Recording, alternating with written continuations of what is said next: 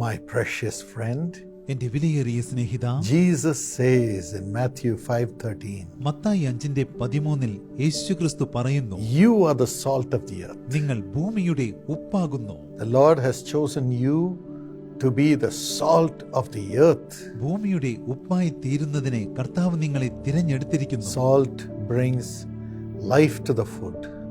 ഉപ്പാണ് ഭക്ഷണ പദാർത്ഥങ്ങൾക്ക് ജീവൻ പകരുന്നത്. And so you bring life to people and make them live. അതുകൊണ്ട് നിങ്ങൾ ജനങ്ങൾക്ക് ജീവൻ പകരുന്നു, ജീവിക്കുവാൻ അവരെ പ്രാപ്തരാക്കുന്നു.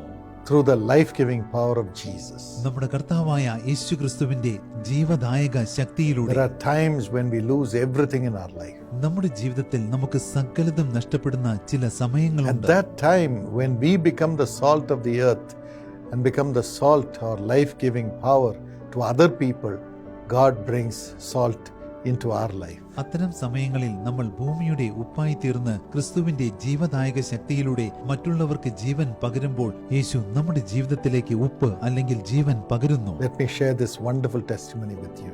ഞാൻ ഈ അത്ഭുത സാക്ഷ്യം നിങ്ങളോട് പങ്കുവയ്ക്കട്ടെ. Reuben from Mumbai. മുംബൈയിൽ നിന്നുള്ള രൂപൻ, He had a coaching class business.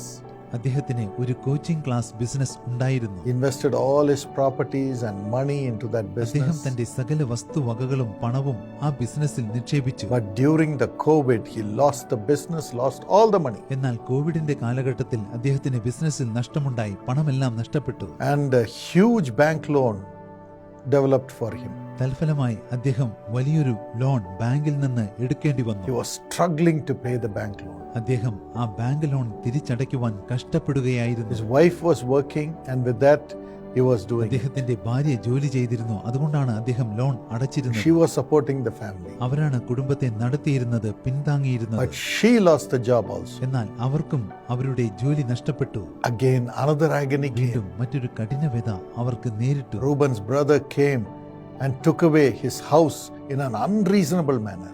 രൂപന്റെ സഹോദരൻ വന്ന് അദ്ദേഹത്തിന്റെ വീട് അദ്ദേഹത്തിൽ നിന്ന് പിടിച്ചെടുത്തു. It was at that time Reuben came to the prophetic conference held by us in Delhi. ആ സമയത്താണ് ഞങ്ങൾ ഡൽഹിയിൽ നടത്തിയ പ്രവാചക സമ്മേളനത്തിൽ രൂപൻ വന്ന് പങ്കെടുത്തത്. And there I called the name of Reuben. അവിടെ വെച്ച് ഞാൻ രൂപനെ പേർ ചൊല്ലി വിളിച്ചു. I never knew his condition before, അദ്ദേഹത്തിന്റെ അവസ്ഥയൊന്നും എനിക്കറിയില്ലായിരുന്നു. but what the Holy Spirit spoke, I spoke. എന്നാൽ പരിശുദ്ധാത്മാവ് ആവശ്യപ്പെട്ടത് ഞാൻ വിളിച്ചു പറഞ്ഞു.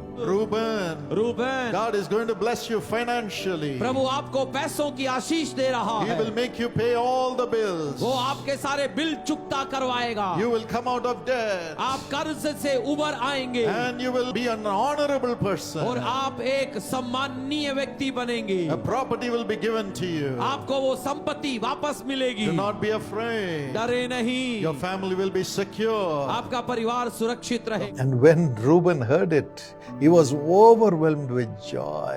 രൂപൻ ഇതെല്ലാം കേട്ടപ്പോൾ അദ്ദേഹം സന്തോഷത്താൽ തുള്ളിച്ചാടി. He believed. അദ്ദേഹം വിശ്വസിച്ചു. All his burdens disappeared. അദ്ദേഹത്തിന്റെ സകല ഭാരങ്ങളും And അപ്രത്യക്ഷമായി. he said, Lord, I believe you will fulfill the prophecy that you gave through Dr. Paul. അദ്ദേഹം പറഞ്ഞു, കർത്താവേ, അങ്ങ് ഡോക്ടർ പോൾ ദിനകരൻ മുഖാന്തരം നൽകിയ പ്രവചനം നിറവേറ്റുമെന്ന് ഞാൻ വിശ്വസിക്കുന്നു. Miraculously, അത്ഭുതകരമായി in 3 months' time, 3 മാസത്തിനുള്ളിൽ his brother called him അദ്ദേഹത്തിന്റെ സഹോദരൻ അദ്ദേഹത്തെ and വിളിച്ചു. said, I'm returning your property back. ഞാൻ നിന്റെ വസ്തുവകകൾ തിരികെ നൽകുന്നുവെന്ന് അദ്ദേഹത്തോട് And പറഞ്ഞു. Reuben could pay back all his രൂപനെ debts. തന്റെ കടഭാരങ്ങളെല്ലാം അടച്ചു തീർക്കുവാൻ കഴിഞ്ഞു. God has blessed him and protected him financially. ദൈവം അദ്ദേഹത്തെ അനുഗ്രഹിച്ചു, സാമ്പത്തികമായി സംരക്ഷിച്ചു. Today, he is serving in the Jesus Calls Prayer Tower as the manager of the Bandra Prayer Tower in Mumbai. ഇന്ന് അദ്ദേഹം മുംബൈയിലെ ബാൻഡ്ര യേശു വിളിക്കുന്നു പ്രാർത്ഥനാ ഗോപുരത്തിൽ മാനേജറായി സേവനമനുഷ്ഠിക്കുന്നു. And God is using him mightily in the ministry too. ദൈവം ശുശ്രൂഷയിൽ അദ്ദേഹത്തെ അതിശക്തമായി ഉപയോഗിക്കുന്നു. A doctor came from Pune to the prayer tower. പൂനെയിൽ നിന്ന് ഒരു ഡോക്ടർ പ്രാർത്ഥനാ ഗോപുരത്തിലേക്ക് വന്നു. He is a professor in a medical college. അദ്ദേഹം ഒരു മെഡിക്കൽ കോളേജിലെ പ്രൊഫസറാകുന്നു. 16 years he was deprived of promotion. 16 വർഷമായി അദ്ദേഹത്തിന് promotion His ലഭിക്കാതിരിക്കുകയായിരുന്നു. seniors harassed him. അദ്ദേഹത്തിന്റെ മേലുദ്യോഗസ്ഥന്മാർ അദ്ദേഹത്തെ And ഉപദ്രവിച്ചു. so Reuben could understand his pain and prayed അതുകൊണ്ട് with him രൂപനെ to അദ്ദേഹത്തിന്റെ Jesus. കഠിന വേദന മനസ്സിലാക്കുവാനും അദ്ദേഹത്തോട് ചേർന്ന് യേശുവിനോട് പ്രാർത്ഥിക്കുവാനും സാധിച്ചു. Amazingly, God gave Dr. Sachin Sachin his promotion. അത്ഭുതകരമായി ഡോക്ടർ സജിനെ ദൈവം അർഹതപ്പെട്ട പ്രൊമോഷൻ നൽകി. My friend, എന്റെ സ്നേഹിതന്മാരെ, you are the salt of the earth. നിങ്ങൾ ഭൂമിയുടെ When ഉപ്പാകുന്നു. you say all my salt, all my joy is lost, എന്റെ സന്തോഷമെല്ലാം, എന്നിലെ ഉപ്പെല്ലാം നഷ്ടപ്പെട്ടു എന്ന് നിങ്ങൾ പറയുമ്പോൾ, become God's salt to the broken-hearted people. നിങ്ങൾ മനം തകർന്നവർക്ക് ദൈവത്തിന്റെ ഉപ്പായി തീരുമ്പോൾ, God will bring back salt in your life. ദൈവം നിങ്ങളുടെ ജീവിതത്തിലേക്ക് ഉപ്പിന്റെ അനുഭവത്തെ തിരികെ Shall we കൊണ്ടുവരും. surrender ourselves to the Lord? നമുക്ക് നമ്മെ തന്നെ ദൈവത്തിന് സമർപ്പിക്കാം. Father, പിതാവേ, give us grace to serve you as much as we can by being a comfort to other people. കർത്താവേ, മറ്റുള്ളവർക്ക് ഒരു ആശ്വാസമായി തീർന്ന് പരമാവധി അങ്ങയെ സേവിക്കുവാനുള്ള കൃപ ഞങ്ങൾക്കങ്ങ് നൽകണമേ. As thy children pray for somebody else, അങ്ങയുടെ മക്കൾ ആർക്കെങ്കിലും വേണ്ടി പ്രാർത്ഥിക്കുമ്പോൾ, share about you to somebody else, അങ്ങയെക്കുറിച്ച് മറ്റാരോടെങ്കിലും പങ്കുവെക്കുമ്പോൾ, give hope to somebody else. ആർക്കെങ്കിലും പ്രത്യാശ പകരുമ്പോൾ, Please bring back joy in their life. ദയവായി അവരുടെ ജീവിതത്തിലേക്ക് സന്തോഷം തിരികെ Let കൊണ്ടുവരിക. them get back everything that they have lost in the name of Jesus. യേശുവിന്റെ നാമത്തിൽ നഷ്ടപ്പെട്ട സകലതും അവർക്ക് തിരികെ ലഭിക്കട്ടെ. Let their job come back. അവരുടെ ജോലി അവരുടെ അരികിലേക്ക് തിരിച്ചു Money വരട്ടെ. due from others come back to മറ്റുള്ളവരിൽ them. നിന്ന് ലഭിക്കുവാനുള്ള പണം അവർക്ക് തിരികെ ലഭിക്കട്ടെ. House come back to them.